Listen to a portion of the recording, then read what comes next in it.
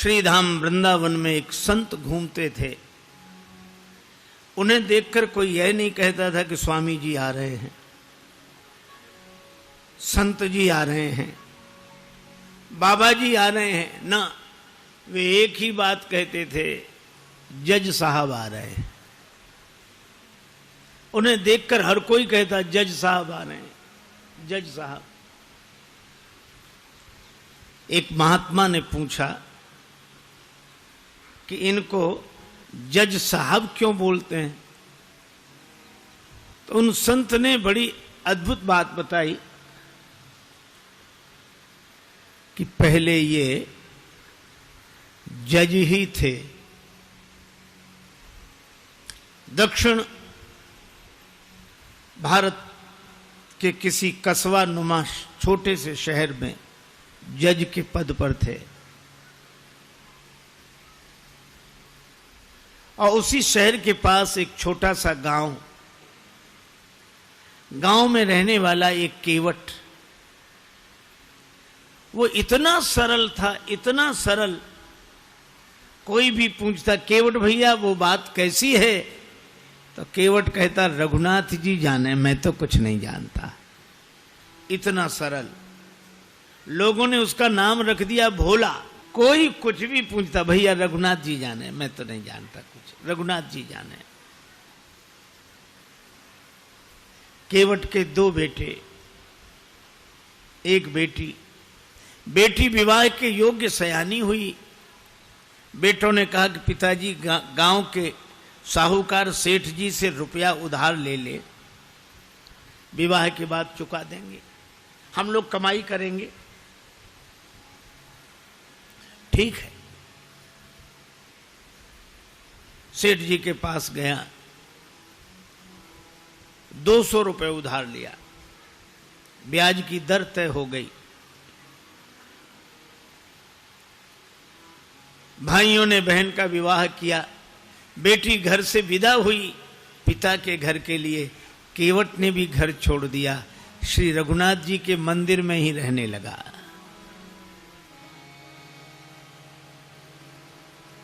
बस उसको तो रघुनाथ जी ही सब कुछ। जाऊं कहां तजी चरण तुम्हारे,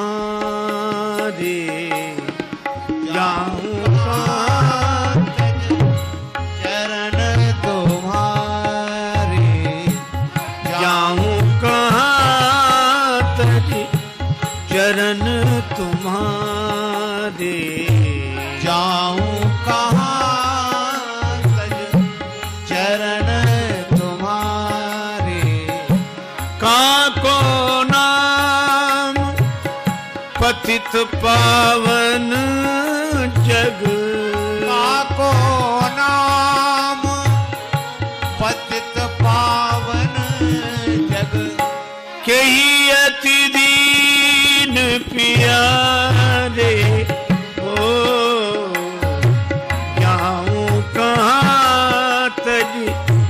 चरण तुम्हारे, जाऊं कहां तज चरण तुम्हारे, जाऊं कहां तज चरण तुम्हारे। मंदिर में रहता, झाड़ू लगाता, रघुनाथ जी का दर्शन करता, आनंदित रहता। बेटों ने कमाई की, पैसा केवट को लाकर दिया, पिताजी जिनसे उधार लिया है वापस करें। केवट गया, सेठ जी को रुपया वापस दिया, ब्याज दिया, सेठ जी ने रसीद लिख ली, हिसाब किताब चुकता, पाई पाई से पैसा प्राप्त। केवट को दी रसीद, पढ़ो क्या लिखा है। केवट बोला मैं कुछ नहीं जानता, रघुनाथ जी जाने। सेठ के मन में पाप आ गया, ये रसीद हमें दे दो, ये कागज हमें दे दो। और दूसरे कागज पर कुछ ऐसे ही लिख कर दिया, पानी ले आओ। वो पानी लेने गया, कागज बदल दिया। केवट जो कागज लेकर आए उस पर ऐसे ही कुछ लिखा था, रघुनाथ जी के चरणों में रसीद समझ के कागज को रखा, फिर अपने कक्ष की अलमारी में रख दिया और प्रसन्न रहने लगा।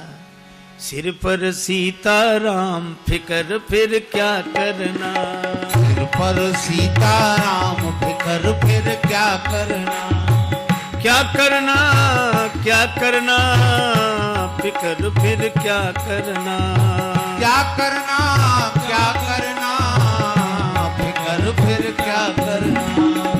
सिर पर सीताराम फिकर फिर क्या करना, सिर पर सीताराम फिकर फिर क्या करना। तेरे बिगड़े बनेंगे काम फिकर फिर क्या करना, तेरे बिगड़े बनेंगे काम फिकर फिर क्या करना। पितु रघुवर श्री जानकी मैया, पितु रघुवर श्री जानकी मैया, फिर क्यों परेशान हो भैया, फिर क्यों परेशान हो भैया। कटेंगे कष्ट तमाम फिकर फिर क्या करना, तेरे कटेंगे कष्ट तमाम फिकर फिर क्या करना। सिर पर सीताराम फिकर फिर क्या करना, सिर पर सीताराम फिकर फिर क्या करना। इसी भाव में रहता केवट ने भगवान के भरोसे सब छोड़ दिया था और सेठ जी ने केवट के विरुद्ध मुकदमा कर दिया और मुकदमा इन्हीं जज साहब की अदालत में आया, इन्हीं जज साहब के।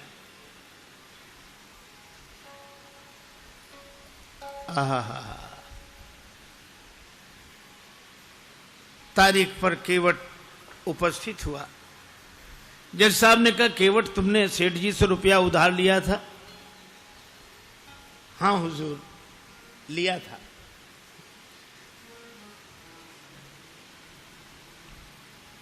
दे दिया? हाँ दिया साहब। कोई प्रमाण है? ये रसीद। जज साहब ने देखा, बोले इससे तो सिद्ध नहीं होता कि तुम रुपया दे चुके हो। केवट रोने लगा, हुजूर माई बाप हम तो इसी को सब कुछ समझे थे।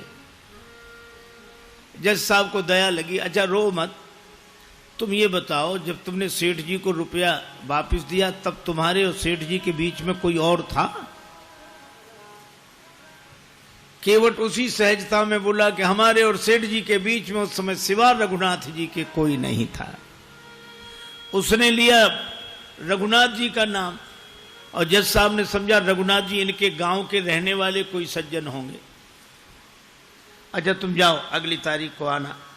जज साहब ने अपने खर्चे से सम्मन जारी कर दिया रघुनाथ जी के नाम। अब चपरासी पूरे गांव में घूमे, मजे की बात रघुनाथ जी नाम का कोई आदमी नहीं था वहां।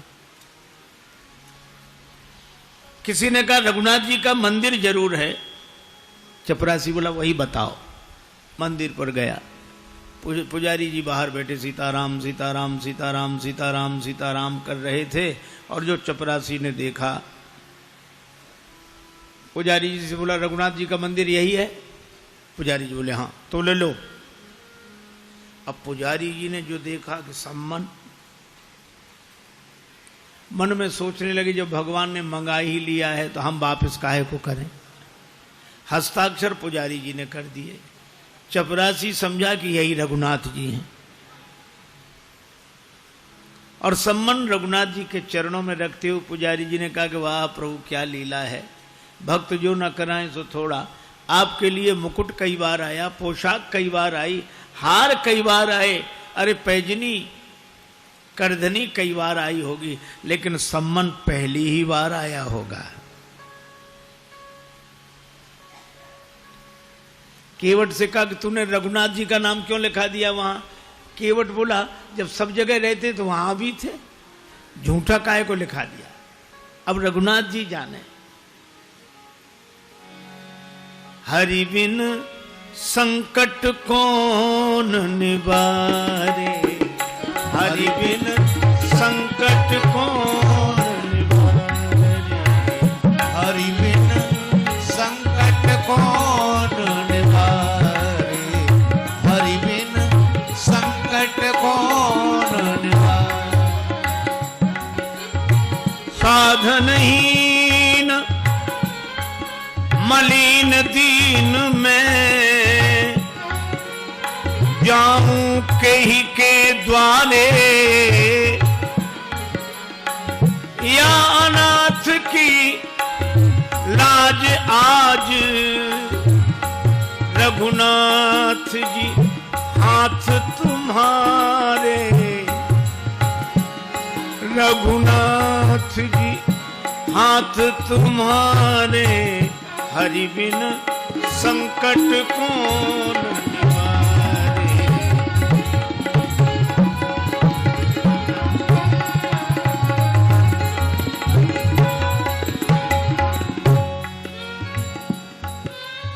एक ही भरोसा जाएगी लाज तुम्हारे जाएगी लाज तुम्हारे नाथ मेरो कहा बिगड़े गो जाएगी लाज तुम्हारे।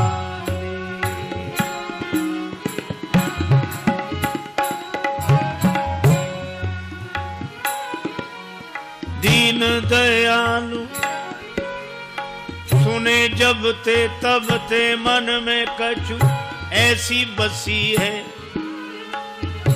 जाऊं टेरूं कहां और जाऊं कहां बस तेरे ही नाम की फेंट कसी है। तेरो ही आसरो एक मलूक नहीं प्रभु सो कोई और जसी है ए हो मुरारी पुकारी कहो अब मेरी हंसी नहीं तेरी हंसी है मेरी हंसी नहीं तेरी हंसी है जाएगी लाज तुम्हारी नाथ मेरो का बिगड़े गो जाएगी लाज तुम्हारी।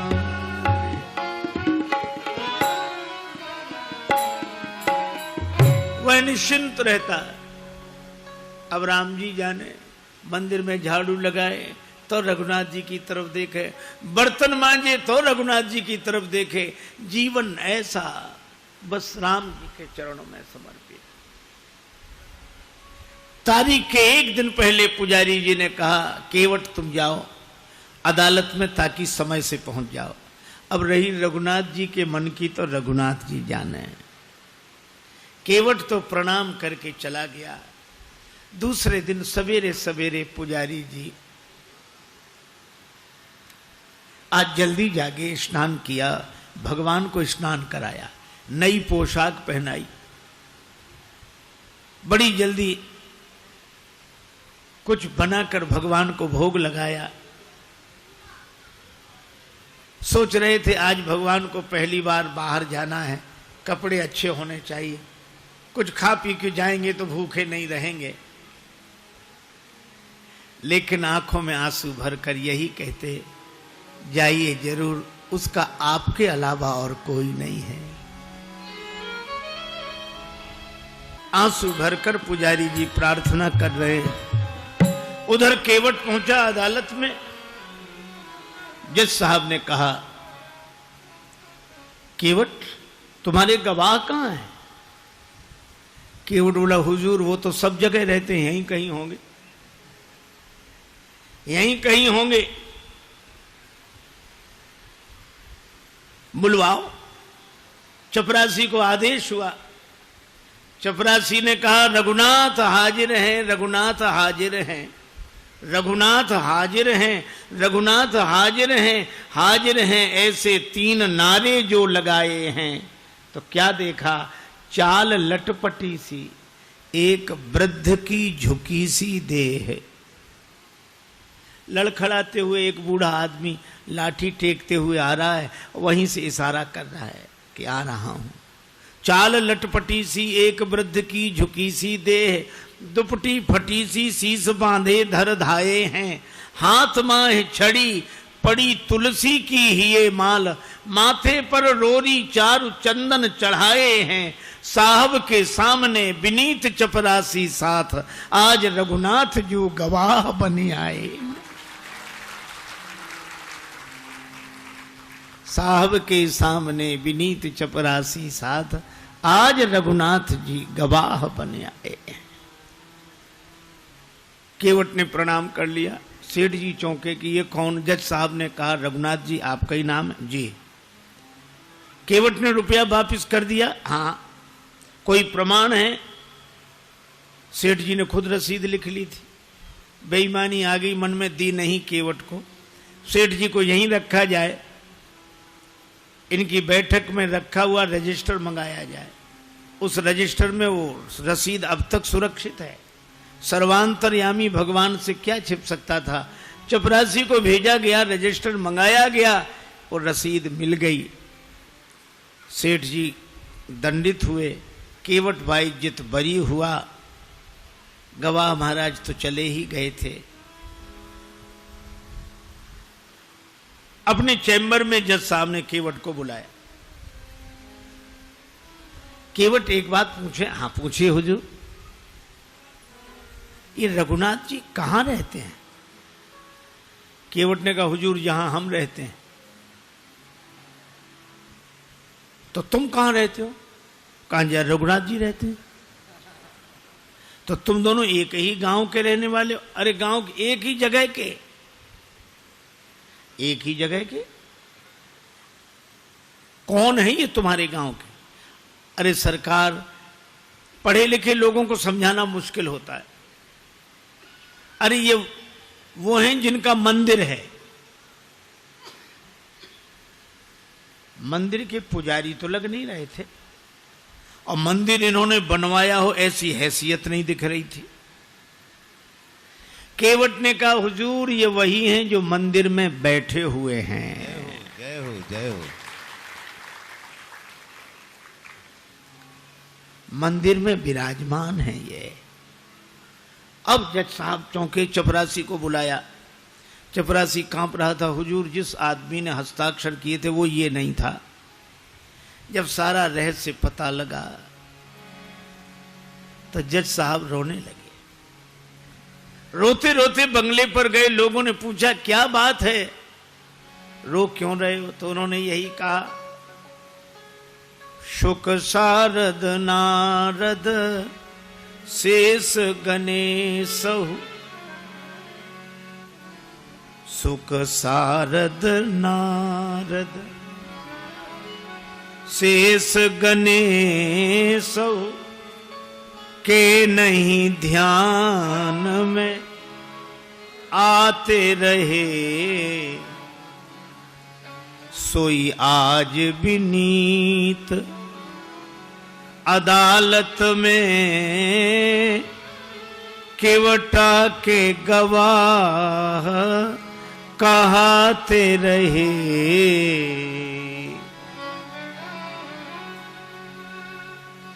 जो शुक सनकादिक के ध्यान में नहीं आए वे भगवान आज केवट की गवाही देते रहे। तो किसी ने कहा कि आप रोते क्यों हैं, खुश होना चाहिए। और गए तो दुख क्या, वे तो जाते ही। सुख धोखे उदर्श दिए को भयो, दुख नाहिन जो तज जाते रहे। दुख तो केवल एक बात का है, बड़ी बेअदबी हो गई आज उनके विरुद्ध। कुर्सी पे बना, कुर्सी पे बना जज बैठा रहा, जगदीश खड़े समझाते रहे। कुर्सी पे, मैं कुर्सी पर जज बना बैठा रहा, और जिनकी अदालत में एक दिन सबको उपस्थित होना पड़ेगा वे भगवान खड़े खड़े गवाही देते रहे। ऐसा भाव भरा रोते रहे, पद से इस्तीफा दे दिया, साधु बनकर वृंदावन आ गए। वृंदावन आकर भी भगवान के मंदिर के अंदर नहीं जाते थे, सड़क पर बाहर से ही धूल माथे पर चढ़ा लेते। क्यों? यही सोचते थे, आ तो गया हूं मगर जानता हूं तेरे दर पे आने के काबिल नहीं हूं। आ तो गया हूं मगर जानता हूं तेरे दर पे आने के काबिल नहीं हूं। आ तो गया हूं मगर जानता तेरे दर पे आने के काबिल नहीं हूं। तेरी मेहरबानी कहे बोझ इतना जिसे मैं उठाने के काबिल नहीं हूं। तेरी मेहरबानी कहे बोझ इतना जिसे मैं उठाने के काबिल नहीं हूं। आ तो गया हूं मगर जानता जमाने की चाहत ने मुझको भुलाया, तेरा नाम मेरी जबां पे न आया। खतावार हूं मैं, गुनाहगार हूं मैं, खतावार हूं मैं, गुनाहगार हूं मैं। तुझे मुंह दिखाने के काबिल नहीं हूं। तुझे मुंह दिखाने के काबिल नहीं हूं। आ तो गया हूं मगर जानता तेरी माना की दाता हो तुम कुल जहां के, मगर कैसे दामन में फैलाऊं आके। जो अब तक दिया है वही जय हो। कम नहीं है। जो अब तक दिया है वही कम नहीं है। कर्जा चुकाने के काबिल नहीं हूं। ये कर्जा चुकाने के काबिल नहीं हूं। आ तो गया हूं मगर जानता हूं। आ तो गया हूं मगर जानता हूं। 40 वर्ष पहले तक ब्रज वीथियों में उनका दर्शन होता था। ये सत्य घटना है, इस युग की घटना है।